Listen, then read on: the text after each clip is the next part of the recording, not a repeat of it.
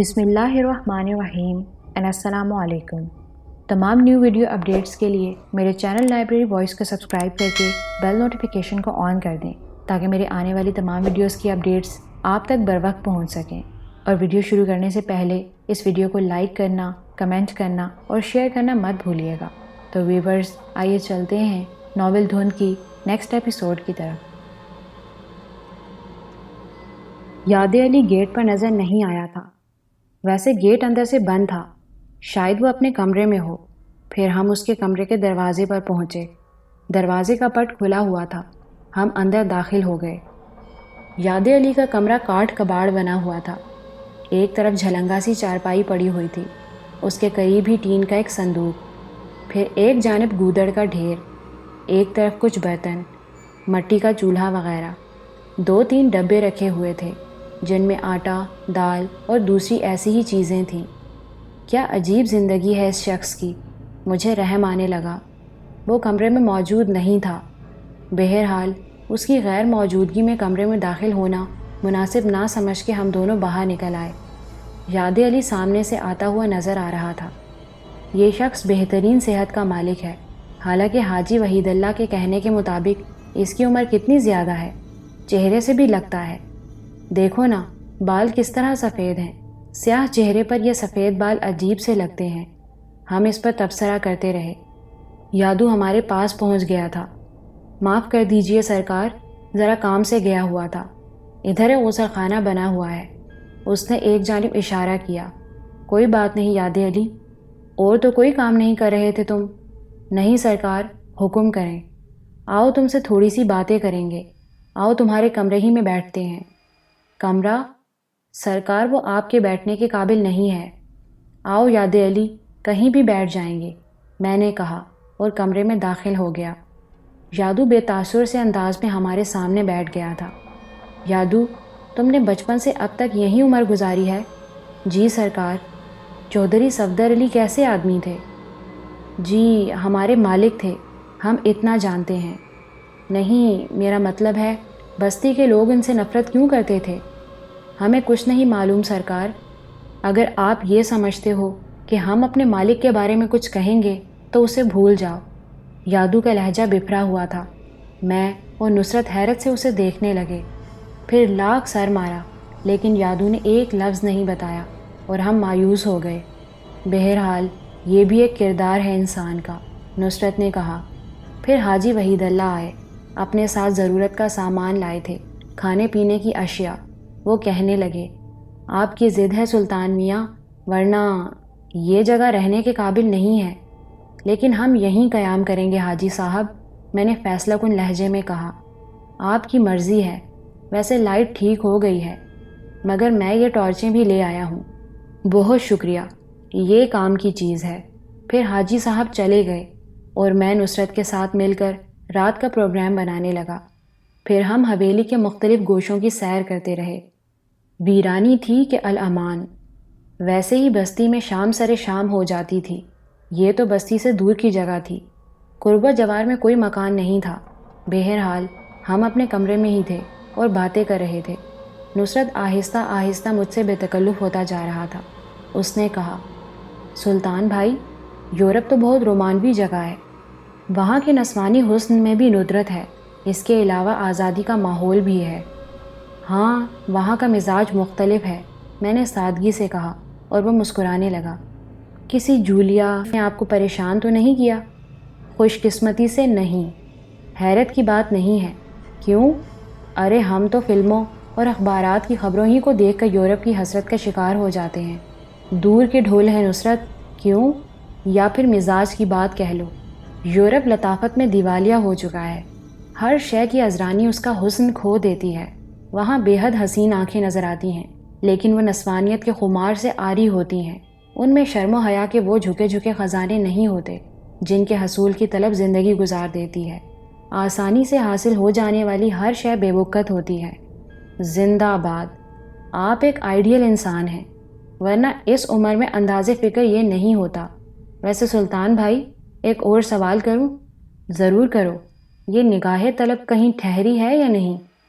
ابھی تو ارتقاء کی منازل طے کر رہا ہوں، عمر سے آگے نہیں نکل جائیں گے؟ ہو سکتا ہے، بات تو مناسب نہیں ہے، تم اس پر ورک کرو، میں نے ہنس کر کہا۔ بخدا پیچھے نہیں رہوں گا۔ مطلب؟ یا تو سچ بتا دیں ورنہ اجازت دیں کہ فرض پورا کروں۔ یعنی یہ فرض بھی پورا کیا جا سکتا ہے، سب کچھ کروں گا، مگر کیسے؟ فیصلہ کرنا پڑے گا، ابھی کچھ ذہن میں نہیں ہے۔ یہ کام کسی دوسرے کے لیے کیا جا سکتا ہے؟ میرے خیال میں کیا جا سکتا ہے۔ بھلا کیسے؟ نگاہوں پر نگاہ رکھوں گا اور جہاں مرکز نگاہ پاؤں گا وہیں گر پڑوں گا، نصرت نے کہا، اور میں ہنس پڑا۔ پھر میں نے کہا، ہاں یہ ٹھیک ہے، ویسے تمہاری چالاکی خوب سمجھ رہا ہوں۔ اب تم چاہو گے میں تمہارے عشق کے موضوع پر بات کروں؟ ہائے کتنے ذہین ہیں آپ، میں آپ پر ناز کرتا ہوں، وہ شرارت سے بولا۔ مس ہینا، خاموش طبع لیکن دل کی بات کہہ دینے میں ماہر، یار کمال ہے۔ میں تو نازیہ کو بے باک سمجھتا تھا، لیکن ہینا سے یہ امید نہیں تھی۔ میرے خیال میں یہ سادہ لوہی ہے، وہ دل کی بات نہ چھپا سکی۔ لیکن میرا کیا ہوگا؟ اس نے مسخرے پن میں کہا۔ کچھ عرصہ ستارہ بینی کرو گے، پھر نیند آنے لگے گی، یہ ہوگا میری محبت کا انجام، وہ بولا، اور میں ہنسنے لگا۔ پھر کیا چاہتے ہو؟ الادین کے بھائی پر یہ گزرے؟ عقل تسلیم نہیں کرتی، آخر چراغ کا جن کس کام آئے گا؟ صدر الدین صاحب سامری جادوگر ثابت ہوئے تو؟ میں نے سوال کیا۔ دونوں مل کر نمٹیں گے۔ ٹھیک ہے یار، دیکھیں گے۔ اتنا ظلم نہ کیجیے عالم پناہ، اس لاپرواہی سے تذکرہ نہ کیجیے، ورنہ پھر دعا کروں گا کہ خدا تجھے کسی طوفان سے آشنا کر دے، درد دل یکساں ہو جائے، تو دونوں ایک دوسرے کے کام آئیں گے، اس نے کہا، اور میں ہنسنے لگا۔ ہم دونوں دیر تک یہی باتیں کرتے رہے تھے۔ پھر میں نے کہا، میرے خیال میں حویلی کی روحیں جاگ گئی ہوں گی، چلو ان سے ملاقات کریں۔ ہم پیچھے نہ رہیں گے، اطمینان رکھیں، نصرت نے کہا۔ آج چونکہ دن کی روشنی میں بھی حویلی کا جائزہ لے چکے تھے، اس لیے زیادہ اعتماد کے ساتھ اندرونی حصے میں داخل ہوئے تھے۔ کچھ حصے پچھلی رات دیکھے تھے، باقی کی چھان بین کے لیے چل پڑے۔ یہ دیوانگی ہی تھی۔ نصرت کے دل کا حال تو نہیں جانتا تھا، لیکن میرے اندر ایک خواہش چھپی ہوئی تھی کہ اس وقت اس حویلی کا جائزہ لوں جب تاریک رات ہو اور تمام اسرار و رموز پوشیدہ ہوں۔ بہرحال ہم نے ایک چکر نیچے لگایا، پھر دوسری منزل پر پہنچے۔ وہی کمرے روشن تھے جہاں پرانے بلب لگے ہوئے تھے، اور ان پر جمی ہوئی بلکہ چپٹی ہوئی گرد کی تہوں نے ان کی اصل روشنی چھین کر انہیں مدھم چراغ بنا رکھا تھا۔ دم توڑتی ہوئی پیلی مدھم روشنی یوں لگتی تھی جیسے آخری سانس لے رہی ہو۔ پھر ہم نے تیسری منزل کا رخ کیا، جسے ابھی تک نہیں دیکھا تھا۔ سال خوردہ سیڑھیاں عبور کر کے آخری سیڑھی پر قدم رکھا ہی تھا کہ کچھ آوازیں سنائی دینے لگیں، اور ہم ٹھٹک کر رک گئے۔ یہ کیسی آوازیں ہیں؟ میں نے کہا، اور نصرت نے کوئی جواب نہیں دیا، شاید غور کر رہا تھا۔ پھر اس نے کہا، کبوتر ہیں۔ اوہ، میں نے آہستہ سے کہا۔ پھر مجھے خود بھی اندازہ ہو گیا وہ کبوتروں کی آوازیں تھیں۔ پروں کی پھڑپھڑاہٹ بھی سنائی دے رہی تھی۔ لیکن رات میں؟ نصرت پھر بولا۔ کیا مطلب؟ رات میں وہ اس طرح نہیں بولتے۔ آؤ، میں نے کہا، اور ہم وہاں سے آگے بڑھ گئے۔ پھر ایک راہداری عبور کر کے ہم ایک کمرے کے سامنے پہنچ گئے۔ یہاں بھی اندر سے ایک آواز آ رہی تھی، بالکل دل کے دھڑکنے کی سی آواز، لیکن کبوتروں کی گٹرگوں بند ہو گئی تھی۔ یہ اندر سے آ رہی ہے، سن رہے ہیں؟ نصرت نے کپکپاتی آواز میں کہا۔ ہاں، تم بھی سن رہے ہو؟ صاف آواز ہے۔ میں سمجھا میرے دل کی دھڑکنیں ہیں۔ نہیں، لیکن مجھے ایک اندازہ ہو رہا ہے۔ آوازوں کا مسلسل تواتر بتا رہا ہے کہ کسی دیوار گیر گھڑی کی آواز ہے۔ اوہ، واقعی تمہارا اندازہ درست ہے، آؤ دیکھیں، میں نے کہا، اور دروازے پر دباؤ ڈالا۔ دروازے سے چرچراہٹ کے بجائے ایک چیخ کی سی آواز سنائی دی، جیسے کسی نے کہا، ہائے! اس کے ساتھ ہی دروازہ کھل گیا، لیکن میں پورے وثوق سے کہہ سکتا ہوں کہ میں نے دروازہ اتنی قوت سے نہیں دھکیلا تھا جتنی قوت سے وہ کھلا تھا۔ میں کیونکہ دروازے کا ہینڈل پکڑے ہوئے تھا اور مضبوطی سے پکڑے ہوئے تھا، اس لیے جھونک میں اندر دوڑتا چلا گیا۔ میرے پیچھے ہی پیچھے نصرت بھی اندر آ گیا تھا اور میرے بدن سے ٹکرایا تھا۔ کمرے میں شدید گہری تاریکی چھائی ہوئی تھی، اور سائے تک نظر نہیں آ رہے تھے۔ ہاں، دھڑکنوں کی آواز یہاں تیز ہو گئی تھی اور اسی کا شور کافی محسوس ہو رہا تھا۔ مجھے یوں لگ رہا تھا جیسے نصرت کے علاوہ بھی یہاں کوئی موجود ہو۔ قرب و جوار میں ہلکی ہلکی سرسراہٹیں سنائی دے رہی تھیں، جیسے کوئی دبے قدموں ہمیں دیکھتا ہوا جگہ تبدیل کر رہا ہو۔ نصرت گھٹی گھٹی آواز میں بولا، ہو سکتا ہے یہاں روشنی کا سوئچ آف ہو، کیا اسے دیواروں پر تلاش کریں؟ دیکھو، میں نے کہا اور سوئچ کی تلاش میں دروازے کے قریب کی دیوار پر روشنی ڈالی، لیکن یہاں سوئچ موجود نہیں تھا۔ پھر اس روشنی کو گردش دیتا ہوا میں ٹارچ کا رخ تبدیل کرتا رہا، لیکن داہنی سمت کی پوری دیوار پر سوئچ نظر نہیں آیا۔ اس کے بعد میں نے بائیں سمت ٹارچ کی روشنی ڈالی۔ نصرت نے بھی اپنی ٹارچ روشن کر لی تھی اور اسے اوپر نیچے کر رہا تھا۔ روشنی بائیں سمت کی دیوار پر گردش کرتی ہوئی عقب تک پہنچی اور پھر ایک دم میرا دل اچھل کر حلق میں آ گیا۔ یہاں کمرے کی اگبی دیوار کے پاس کوئی موجود تھا جو مجھے دیکھ رہا تھا۔ سچی بات یہ ہے کہ اس وقت میری گھگی بند گئی۔ میں نے بغور اس چہرے کو دیکھا، لیکن ایک بار پھر میرا سر چکرا کر رہ گیا۔ یہ چہرہ تو میرا ہی تھا۔ کیا یہ آئینہ ہے؟ لیکن آئینے میں روشنی کا عکس منعکس ہوتا ہے، ایسا نہیں ہوتا۔ پھر یہ کون ہے جو میرا ہم شکل ہے؟ میں نے اس کے بقیہ سراپے کو دیکھنے کے لیے ٹارچ کی روشنی نیچے کی اور مجھے ایک فریم نظر آیا، لکڑی کا سال خوردہ فریم جس میں ایک روغنی تصویر لگی ہوئی تھی، اور یہ روغنی تصویر میری ہی تھی۔ وہ چہرہ جسے میں اپنا چہرہ سمجھا تھا، تصویر کا چہرہ تھا۔ ٹارچ کی روشنی میں نصرت نے بھی اس تصویر کو دیکھا اور اس کے منہ سے حیرانی سے نکلا، یہ سلطان بھائی، یہ تو آپ کی تصویر ہے۔ ہیں؟ ہاں، میں نے دبی دبی آواز میں کہا، اور پھر آہستہ آہستہ ہم دونوں اس تصویر کے قریب پہنچ گئے۔ بھیانک تاریکی میں ٹارچ کی تیز روشنی تصویر کو نمایاں کر رہی تھی۔ چہرہ بے شک میرا ہی تھا، لیکن لباس میرا نہیں تھا۔ شیروانی اور ارد گرد کے ماحول نے یہ ظاہر کر دیا تھا کہ وہ میرا ہم شکل ضرور ہے، لیکن میں نہیں ہوں۔ پھر بالوں کا اسٹائل بھی ذرا تبدیل تھا۔ تصویر میں مانگ درمیان سے نکلی ہوئی تھی، لیکن نقوش اس طرح میرے تھے کہ میں خود بھی انہیں دیکھ کر حیران رہ گیا تھا۔ ہم لوگ قریب سے اس تصویر کو دیکھتے رہے۔ نصرت نے پھر کہا، یہ آپ کی نہیں ہے، لیکن اس کے نقوش… افسوس، دن کی روشنی میں ہم اس تیسری منزل پر نہیں آئے۔ یہ کیا اصرار ہے؟ پتہ نہیں۔ نصرت کی آواز نکلی اور پھر ٹارچ کی روشنی میں وہ ارد گرد کے ماحول کو دیکھنے لگا۔ تصویر کے عین اوپر ایک انتہائی پرانے طرز کا کلاک لٹکا ہوا تھا جو چل رہا تھا، اور دھڑکنوں جیسی آواز اسی کلاک سے بلند ہو رہی تھی۔ یہ بھی ایک عجوبہ تھا کیونکہ کلاک بہت ہی پرانا تھا اور اس وقت ڈیجیٹل کلاک نہیں ہوا کرتے تھے۔ یہ وہ کلاک تھے جن میں چابی بھری جاتی ہے، اور چابی بھی 24 گھنٹے میں ایک بار ضرور بھرنی پڑتی ہے۔ لیکن کلاک چل رہا تھا اور صحیح وقت دے رہا تھا۔ بہرحال اس عجائب گھر میں تو ہر چیز عجیب تھی۔ میں نے کہا، یہ میری تصویر میرے لیے انتہائی حیرت ناک ہے۔ آپ نے اسے غور سے دیکھا کیا؟ آپ نے ایسا کوئی لباس پہنا ہے؟ زندگی میں کبھی نہیں۔ لندن میں تو خیر اس کا تصور بھی نہیں کیا جا سکتا۔ لیکن تم بالوں کا اسٹائل دیکھو، یہ اسٹائل تبدیل ہے۔ بس یہ دو ہی تبدیلیاں ہیں، یعنی شیروانی اور بال، ورنہ خدا کی قسم سلطان بھائی، یہ تو بالکل آپ ہی کا چہرہ ہے۔ اچانک ہی ہمیں پھر چونکنا پڑا۔ ایک آواز کھلے دروازے سے سنائی دی تھی، اور یہ آواز باریک باریک گھنگروؤں کی جھنکار سے مشابہ تھی۔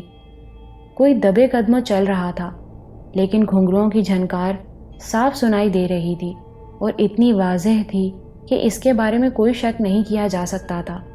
ایک بار پھر نصرت نے مضبوطی سے میرا بازو پکڑ لیا اور سرگوشی کے انداز میں بولا، کوئی ہے، اب تو ضرور کوئی ہے۔ یہ آواز کیسی ہے نصرت؟ ایک زیور ہوتا ہے، پازیب۔ اس میں ننھے ننھے چاندی کے گھنگرو پڑے ہوتے ہیں۔ یہ پازیب کی آواز ہے، کیونکہ ہم انہیں باقاعدہ گھنگروؤں کی جھنکار نہیں کہہ سکتے۔ گھنگرو بڑے اور پیتل کے بنے ہوئے ہوتے ہیں اور ان کی آواز اس سے تیز ہوتی ہے، لیکن یہ آواز… اوہ، دیکھیے کوئی دروازے کے قریب ہے۔ میں نے اچانک ہی ٹارچ کی روشنی کا رخ تبدیل کیا۔ دروازہ بے شک کھلا ہوا تھا لیکن وہاں کوئی نہیں تھا، البتہ ٹارچ کی روشنی دروازے پر پڑتے ہی دوڑتے قدموں کی آواز سنائی دی، اور ان قدموں میں گھنگروؤں کی جھنکار شامل تھی، پازیب کے گھنگروؤں کی جھنکار۔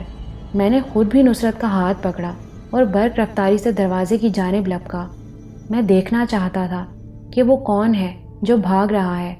ہم راہداری میں آ گئے۔ پازیب کی جھنکار اس طرح ہمارے آگے آگے بھاگ رہی تھی جیسے کوئی ہمارے تعاقب سے بچنے کی کوشش کر رہا ہو۔ میں نے بھی نصرت کا ہاتھ پکڑ کر تیزی سے دوڑنا شروع کر دیا۔ جھنکار بھی تیز ہو گئی، اب قدموں کی چاپ بھی سنائی دے رہی تھی، اور میں یہ سوچ رہا تھا کہ وہ جو کوئی بھی ہے میں اسے ضرور پکڑ لوں گا۔ ہم طوفانی انداز میں دوڑتے رہے۔ نصرت نے بھی ٹارچ روشن کی ہوئی تھی اور میں نے بھی، لیکن ہماری ٹارچوں کی روشنیاں کسی انسانی جسم کا احاطہ نہیں کر سکیں، جبکہ ہمارے کان بخوبی آگے دوڑنے والی جھنکار کو سن رہے تھے۔ پھر ایک دروازے کے پٹ کھلنے کی آواز سنائی دی اور اس کے بعد جھنکار رک گئی۔ ہمارے سانس دھونکنے کی طرح چل رہے تھے۔ خاصا فاصلہ طے کرنا پڑا تھا، اور یہی شکر تھا کہ راستے میں کوئی شے مزاحم نہیں ہوئی تھی، ورنہ اس طرح گرتے کہ اٹھانے والا کوئی نہ ہوتا، کیونکہ ہماری رفتار بہت تیز تھی۔ ہم اس دروازے کے قریب پہنچ گئے جس کے اندر جا کر وہ جھنکار رک گئی تھی۔ پھر ہم سانسوں پر قابو پانے کی کوشش کرتے رہے، اور اس کے بعد میں نصرت کا بازو پکڑے پکڑے اندر داخل ہو گیا۔ اچانک ہی میرے کانوں میں مدھم مدھم سسکیوں کی آواز ابھری تھی، بالکل اس طرح جیسے کوئی روتے روتے سسکیاں لے رہا ہو۔ پھر نصرت کی گھٹی گھٹی آواز ابھری، سلطان بھائی، وہ غالباً کوئی دریچہ تھا یا کھڑکی جس سے باہر کی مدھم مدھم روشنی اندر آ رہی تھی، اور دریچے میں کوئی بیٹھا ہوا تھا۔ وہ خاصی نمایاں نظر آ رہی تھی، کوئی عورت ہی تھی جو وہاں بیٹھی سسکیاں لے لے کر رو رہی تھی۔ میں نے جلدی سے ٹارچ کی روشنی ادھر ڈالی اور دیکھنے لگا۔ بغیر دروازوں والی ایک بڑی سی کھڑکی تھی۔ ہو سکتا ہے اس میں کبھی دروازے ہوں، لیکن اس وقت دروازے نہیں تھے۔ کھڑکی کے دوسری جانب آسمان نظر آ رہا تھا، اور اسی کے پس منظر میں ہم نے وہ انسانی سایہ دیکھا تھا جو رو رہا تھا، لیکن ٹارچوں کی روشنیوں نے کسی انسانی جسم کو نمایاں نہیں کیا تھا، اور کھڑکی یا دریچہ خالی نظر آیا تھا۔ یہ کیا اسرار ہے؟ میں نے کہا اور ٹارچ بند کی۔ نصرت سے بھی میں نے ٹارچ بند کرنے کے لیے کہا۔ پس منظر میں آسمان اور دریچے میں وہی سسکیاں لیتا ہوا سایہ دوبارہ نظر آنے لگا، اور میری آنکھیں حیرت سے پھیل گئیں۔ میں نے بامشکل تمام حواس مجتمع کر کے کہا، کون ہو تم؟ کیا بات ہے؟ کیوں رو رہی ہو؟ لیکن کوئی جواب نہیں ملا، البتہ میرے ان الفاظ پر سائے میں جنبش ہوئی، اور یوں محسوس ہوا جیسے وہ کھڑی ہو گئی ہو۔ اس کا سراپا نظر آ رہا تھا، عجیب سا لباس پہنے ہوئے تھی، لیکن خد و خال وغیرہ سب تاریکی میں ڈوبے ہوئے تھے۔ میں نے اس کے کھڑے ہوتے ہی پھر ٹارچ روشن کی، لیکن اس کا کوئی نام و نشان نہیں ملا، البتہ سسکیاں مسلسل میرے کانوں میں گونج رہی تھیں۔ نصرت نے اپنی ٹارچ بجھائی ہی رکھی تھی۔ میں نے پھر ٹارچ بند کی تو وہ سایہ تیسری بار بھی نظر آیا۔ وہ کھڑکی کی جانب ہی بڑھ رہی تھی۔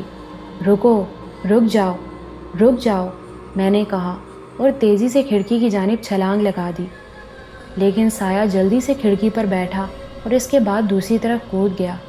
میں کھڑکی کے قریب پہنچ گیا۔ نصرت میرے عقب میں تھا، دیکھنا چاہتا تھا کہ وہ سایہ کس جگہ کودا ہے۔ سب کچھ نمایاں تھا، اور اسے کسی بھی طرح آنکھوں کا وہم نہیں کہا جا سکتا تھا، لیکن کھڑکی کے دوسری جانب دیکھ کر مجھے چکر آ گیا۔ تیسری منزل کی اس کھڑکی کے دوسری طرف صرف ایک سپاٹ دیوار تھی، اور نیچے گہرائیوں میں زمین۔ میں نے کھڑکی میں جھک کر ٹارچ کی روشنی زمین پر ڈالی، لیکن کوئی نظر نہیں آیا، نہ ہی وہاں کوئی موجود تھا۔ پھر اچانک ہی مجھے نصرت کی ایک دلدوز چیخ سنائی دی، اور میں اچھل پڑا۔ نصرت میرے بالکل قریب تھا۔ وہ بری طرح مجھ پر آ گرا، اور میں نے بامشکل تمام اپنے آپ کو سنبھالا۔ کیا ہوا؟ کیا ہو گیا نصرت؟ لیکن نصرت مسلسل چیخے جا رہا تھا، اور میں بدحواس ہو گیا تھا۔ میں نے نصرت کو مضبوطی سے پکڑ لیا اور اسے جھنجھوڑنے لگا۔ کیا ہوا نصرت؟ کیا بات ہے؟ کیا بات ہے؟ لیکن اچانک ہی مجھے محسوس ہوا جیسے نصرت زمین پر گر رہا ہو۔ میں نے اسے جلدی سے اپنے داہنے ہاتھ میں سنبھال لیا اور ٹارچ کی روشنی اس کے چہرے پر ڈالی۔ نصرت کا چہرہ پسینے سے تر بتر ہو رہا تھا، اس کا جسم بھی پسینے میں بھیگا ہوا تھا، لیکن اب اس کی آنکھیں عجیب سے انداز میں چڑھ گئی تھیں۔ آہ، یہ کیا ہوا، یہ کیا ہوا؟ میں نے دل ہی دل میں سوچا، اور اس کے بعد کسی اور چیز کی گنجائش نہ رہی۔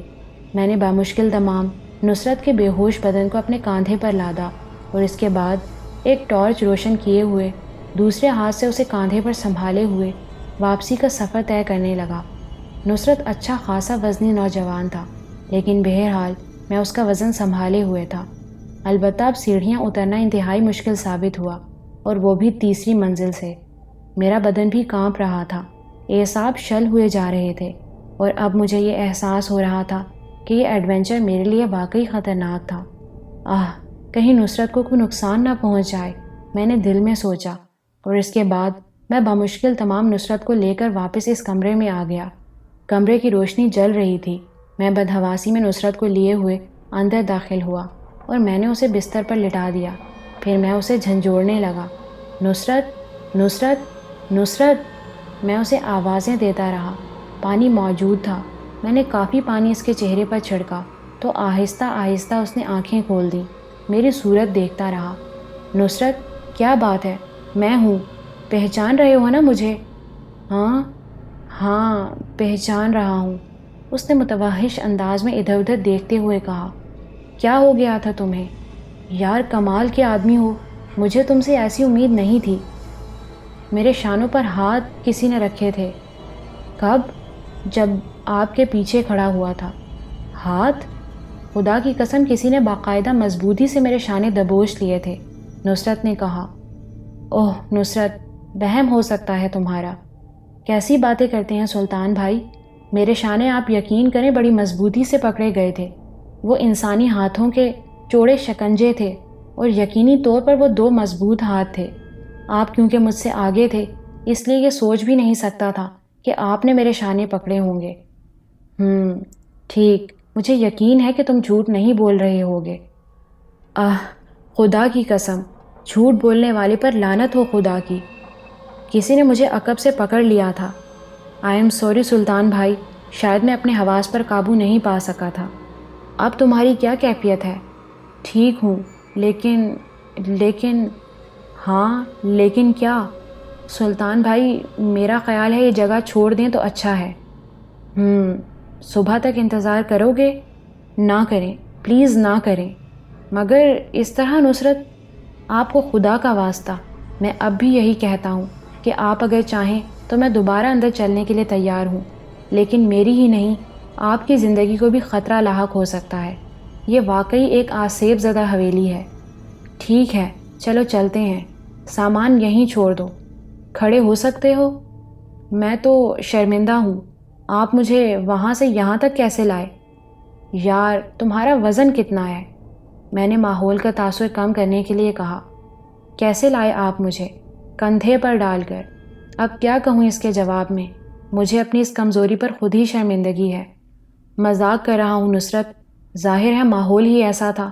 آئیے، پلیز آئیے، آؤ۔ اور اس کے بعد ہم دونوں باہر نکل آئے۔ یادو ہمیں حویلی کے بڑے دروازے سے چند ہی گز کے فاصلے پر ملا تھا۔ وہ لالٹین ہاتھ میں لیے ہوئے کھڑا تھا۔ کیا ہوا سرکار؟ کیا بات ہے؟ اس نے پوچھا۔ کیوں، خیریت یادو؟ تم ادھر کیسے آ رہے تھے؟ روشنی ڈالی تھی اوپر سے کسی نے سرکار، ہم سمجھے کہ آپ ہمیں بلا رہے ہو۔ کیا آپ نے اوپر کی منزل سے روشنی نیچے ڈالی تھی؟ ہاں۔ کوئی بات تھی سرکار؟ نہیں، بس دیکھ رہے تھے یادو، دیکھ رہے تھے کہ تم کہاں ہو۔ مگر روشنی تو آپ نے اوپر سے نیچے ڈالی تھی۔ ایسا ہی لگا تھا یادو جیسے تم گشت کر رہے ہو۔ نہیں سرکار، ہم تو بڑے دروازے پر تھے، مگر ہم نے روشنی دیکھ لی تھی۔ ہم یہ سمجھے کہ کہیں آپ کو ہماری ضرورت تو نہیں ہے۔ نہیں یادو، مگر نیند نہیں آ رہی تھی، ہم حویلی میں سیر کر رہے تھے، پھر ہمیں تمہارا خیال آیا، ہم نے سوچا بیٹھ کر تم سے باتیں ہی کی جائیں۔ ٹھیک ہے سرکار، جیسا آپ کا حکم۔ آؤ گیٹ کے پاس ہی بیٹھتے ہیں، بلکہ تمہارے کمرے میں بیٹھتے ہیں، میں نے کہا، اور بات بن گئی۔ ہم یادو کے پاس آ گئے۔ یادو، تم ہمارے بزرگ ہو، اور ہم اس بات کو نہیں بھول سکتے کہ تم نے اس حویلی میں جنم لیا ہے، یہیں پلے بڑے ہو، لیکن مجھے ایک بات کا دکھ ہے۔ کیا سرکار؟ یہ کہ تم ہمیں یہاں کے بارے میں کچھ بتا نہیں رہے۔ یہاں کے بارے میں جو دل چاہے پوچھ لیں سرکار، لیکن ہمارے مالک کو کوئی برا کہے یہ ہم برداشت نہیں کر سکتے۔ یادو، وہ میرے دادا تھے۔ ٹھیک ہے سرکار، اس بات سے کسے انکار ہے؟ اگر میں اپنے دادا کے بارے میں کچھ جاننا چاہتا ہوں تو مجھے ان کے بارے میں بتانا تمہارا فرض بھی ہے۔ ارے کیا بتائیں ان کے بارے میں، بہت اچھے تھے ہمارے مالک، دنیا انہیں برا کہتی ہے، کہتی رہے، مگر وہ، میرا مطلب ہے، ہم سمجھ رہے ہیں سرکار۔ ارے جوانی تو دیوانی ہوتی ہے، کون ایسے چکروں میں نہیں پڑتا؟ مالک بھی بس تھا ان کا ایک کھیل، اب ہم کیا کریں؟ ہم تو نوکر ہیں، ہم نے تو نمک کھایا ہے ان کا، ہم اپنی زبان سے انہیں برا نہیں کہہ سکتے۔ کیا صفدر علی رنگین مزاج تھے؟ ہمیں نہیں معلوم سرکار، اور اگر آپ ایسی باتیں کرو گے تو ہم آپ کو کوئی جواب نہیں دیں گے، دروازے کے باہر جا کر بیٹھ جائیں گے۔ خدا تمہارا بھلا کرے یادو، میں نے کہا۔ پھر بقیہ رات ہم نے وہیں گزاری تھی۔ تھوڑی دیر کے بعد یادو کو ہم نے دروازے پر بھیج دیا تھا۔ وہ اتنا سادہ لوح آدمی تھا کہ اس نے ہمارے یہاں آنے کے بارے میں سوچا بھی نہیں تھا، اور ہماری ہدایت پر عمل کر کے دروازے پر پہنچ گیا تھا۔ پھر آہستہ آہستہ صبح کا اجالا نمودار ہونے لگا۔ اس دوران میں بہت کچھ سوچتا رہا تھا اور میں نے بہت کچھ فیصلے کیے تھے۔ سورج نکل آیا۔ دن کو 10 بجے کے قریب ایک جمع غفیر حویلی پہنچ گیا۔ حاجی وحید اللہ ان کی رہنمائی کر رہے تھے۔ میں سمجھ گیا کہ یہ کون ہیں۔ وہ لوگ خاموشی سے میرے سامنے آ کھڑے ہوئے تھے، کسی نے منہ سے ایک لفظ نہیں کہا تھا۔ حاجی وحید اللہ نے کہا، یہ سب آپ کے نمک خوار ہیں سلطان میاں۔ کیا بات ہے بھائیوں، نہ سلام نہ دعا، میں نے ہنس کر کہا، لیکن وہ خاموش کھڑے رہے تھے۔ حاجی صاحب، کیا یہ مجھ سے ناراض ہیں؟ نئے مالک ہیں، سلام کرو انہیں، حاجی وحید اللہ نے کہا، لیکن وہ خاموش کھڑے رہے۔ چلیے چھوڑیے حاجی صاحب، ان لوگوں سے پوچھ کر بتائیے کہ کام کیسا چل رہا ہے۔ بتاؤ بھائی، فضل دادا، تم بزرگ ہو، مالک جو پوچھ رہے ہیں بتاؤ۔ ہم جیسے کام کر رہے ہیں مالک، آپ کو پتہ ہوگا، بس پانی کم مل رہا ہے، برسات جب نہیں آتی تو پریشانی ہو جاتی ہے، فضل دادا نے کہا۔ اس کا کیا حل ہے حاجی صاحب؟ سلطان میاں، چھوٹے چھوٹے بہت سے زمیندار پیدا ہو گئے ہیں، کچھ بڑوں کا سہارا حاصل ہے انہیں۔ نہری پانی کی چوری ہوتی ہے، اسے روکنا مشکل ہے، کوئی حل ہے اس کا؟ ہاں سلطان میاں، تو بتائیے۔ اگر 4 ٹیوب ویل بنوا دیے جائیں تو مشکل حل ہو سکتی ہے۔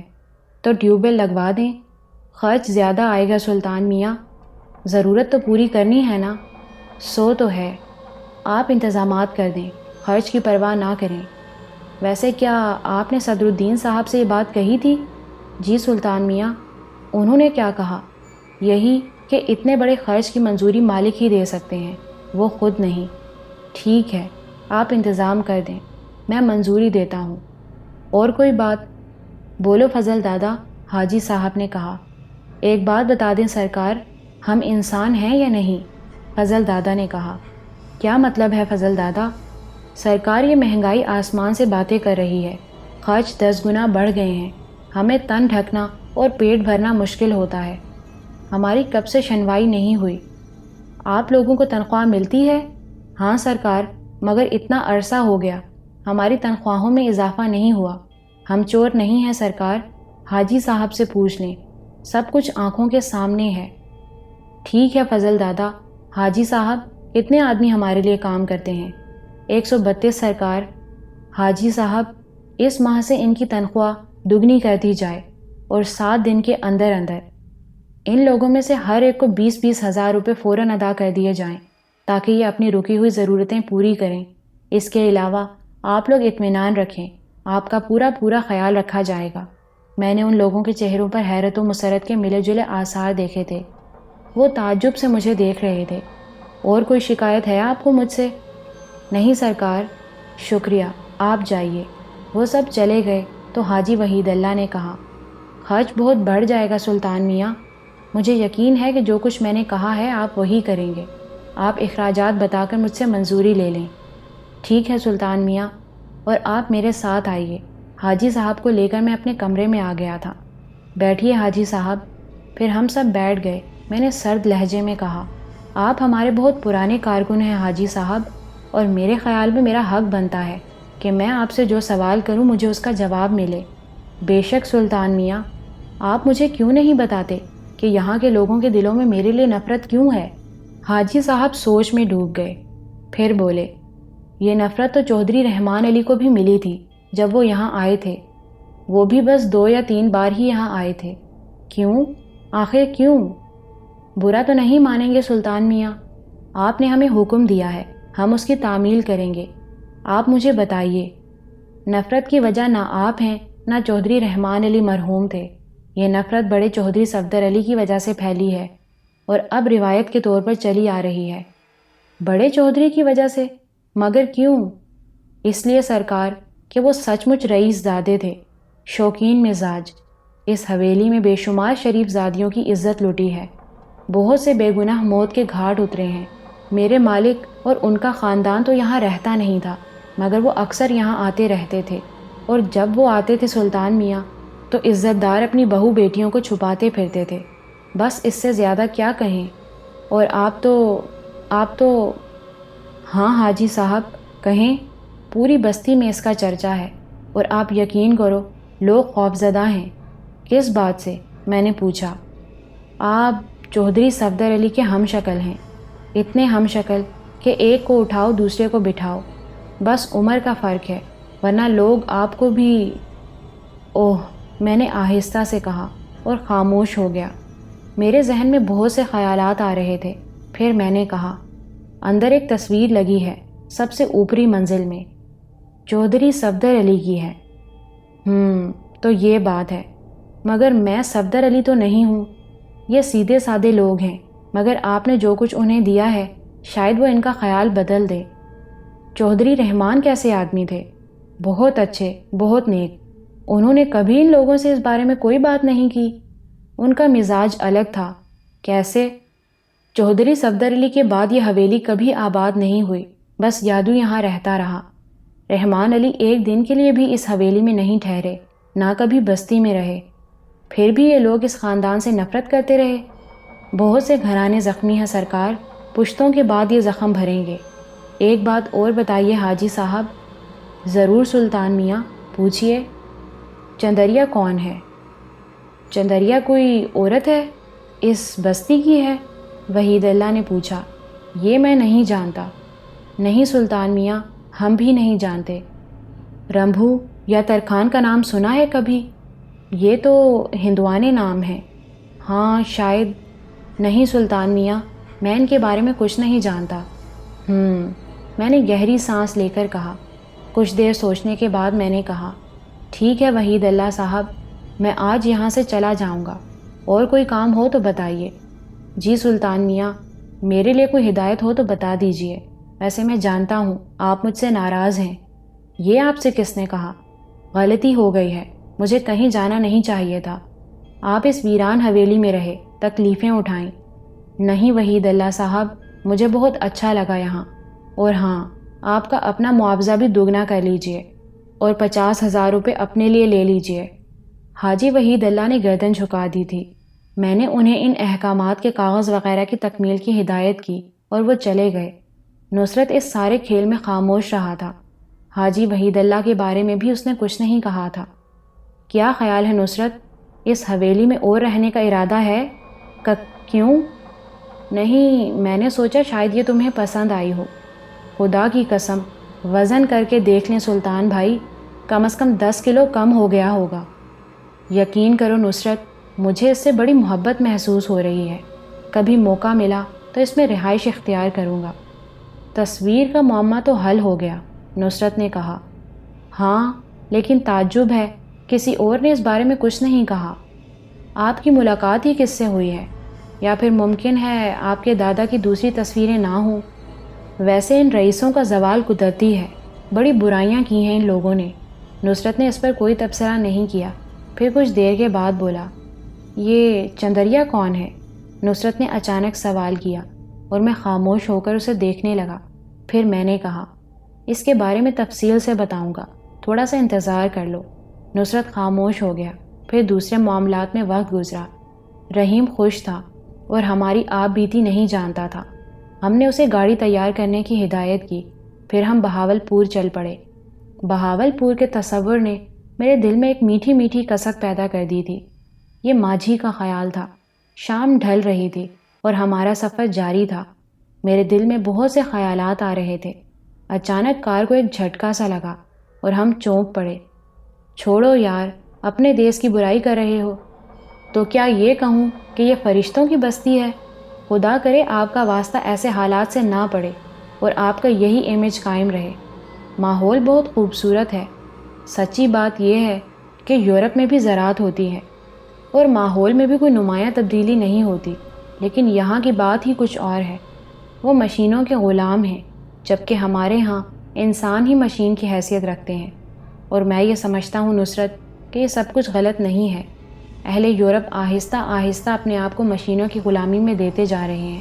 تن آسانی لاتعداد بیماریوں کی حامل ہوتی ہے، جبکہ جسمانی مشقت کا کوئی جواب ہی نہیں ہوتا۔ لوگ یہ سمجھتے ہیں کہ یہ انسان کی ذات پر ظلم ہے، لیکن یقین کرو ایسا نہیں ہے۔ یہ تو اس کی بقا کا راستہ ہے، اور اس سے اسے جو جسمانی تحفظ حاصل ہوتا ہے لوگ اسے بھلا بیٹھے ہیں۔ ویسے اس میں کوئی شک نہیں ہے کہ ہمارے ہاں بھی مشینوں کی حکمرانی تیزی سے قائم ہوتی جا رہی ہے۔ میں تمہاری اس بات سے اتفاق کرتا ہوں سلطان بھائی کہ جسمانی مشقت انسان کو چاق و چوبند رکھتی ہے اور اس سے بڑے فائدے حاصل ہوتے ہیں۔ شک کی کوئی بات ہی نہیں اس میں نے تائید کرتے ہوئے کہا۔ بہرحال ہم لوگ باتیں کرتے رہے۔ ادھر بیچارہ رحیم کار کا بونٹ کھولے اس پر جھکا ہوا تھا۔ پھر اس نے پریشان لہجے میں کہا، صاحب بڑی گڑبڑ ہو گئی ہے۔ ہم دونوں چونک کر اسے دیکھنے لگے۔ نصرت بولا، کیا ہو گیا رحیم؟ پوائنٹ کا کنڈینسر نہ جانے کیسے جل گیا ہے۔ چھوٹی سی چیز ہے صاحب، مگر اس کے بغیر گاڑی کا آگے بڑھنا مشکل ہے۔ جل گیا ہے؟ ہاں صاحب، بالکل نئی بات ہے، ایسا ہوتا نہیں ہے اکثر، مگر مشین ہے، کسی بھی وجہ سے کہاں سے مزاج بگڑ جائے کچھ نہیں کہا جا سکتا۔ تو میری جان کے 1000ویں حصے، اب یہ بتا کہ کریں گے کیا؟ نیا کنڈینسر لائے بغیر کوئی چارہ کار نہیں ہے۔ تو پھر کسی درخت کی جڑ کھود اور اس میں سے نیا کنڈینسر نکال لے، نصرت نے جھلائی ہوئی آواز میں کہا۔ صاحب جی، جانا پڑے گا، کسی آبادی میں جا کر ہی کنڈینسر لانا پڑے گا۔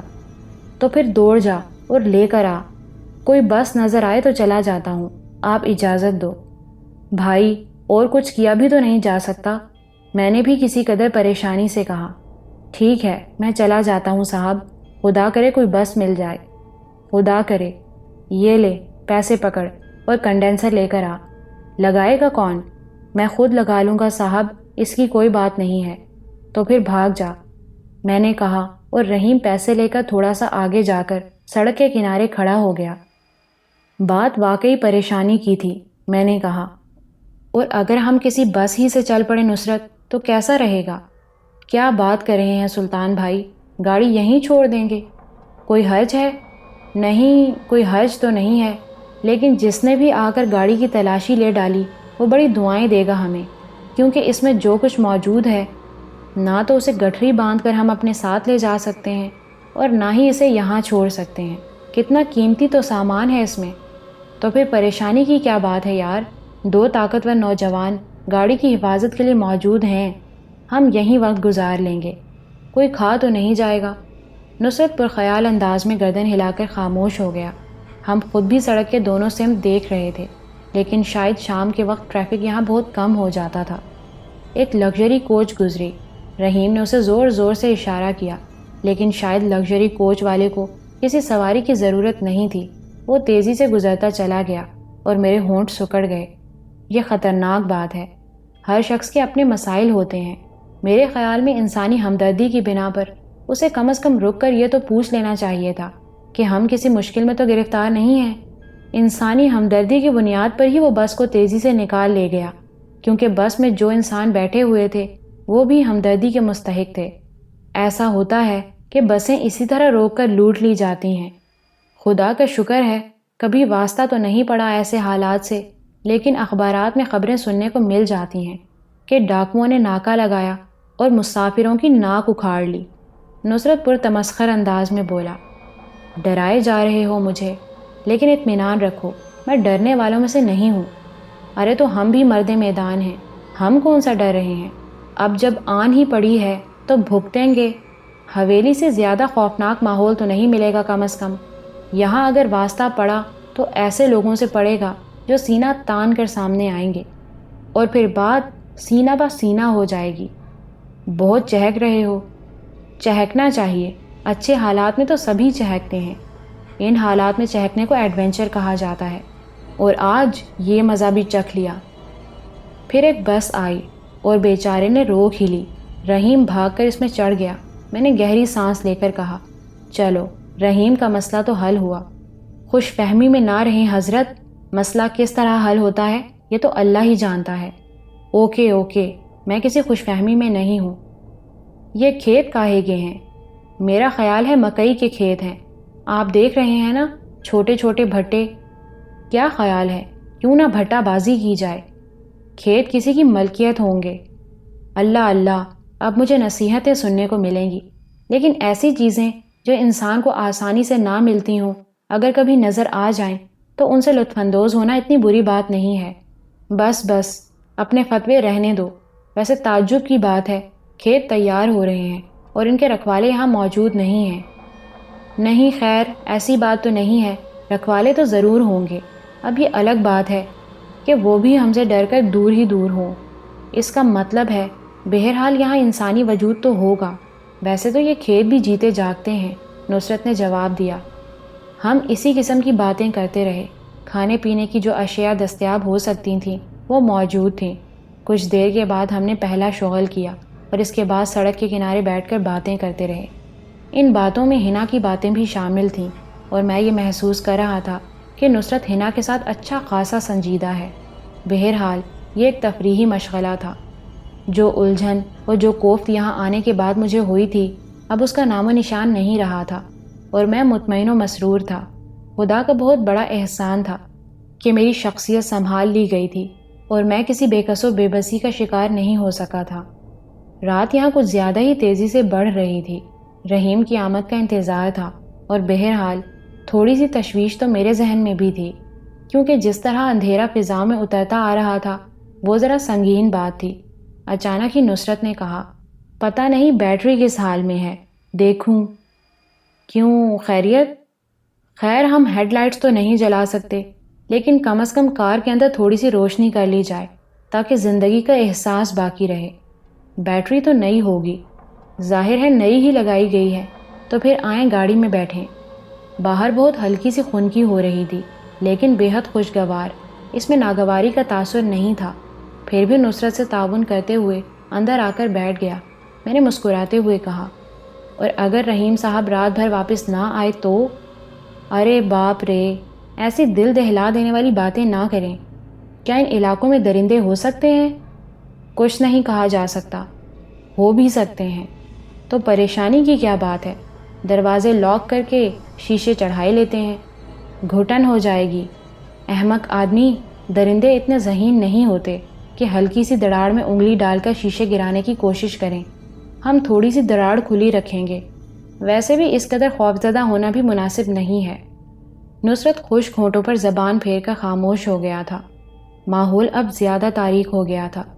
ویسے یہ واقعی افسوس کی بات تھی کہ اس دوران 2-3 گاڑیاں گزری تھیں، لیکن کسی نے ہم سے ہمارا حال پوچھنے کی کوشش نہیں کی تھی۔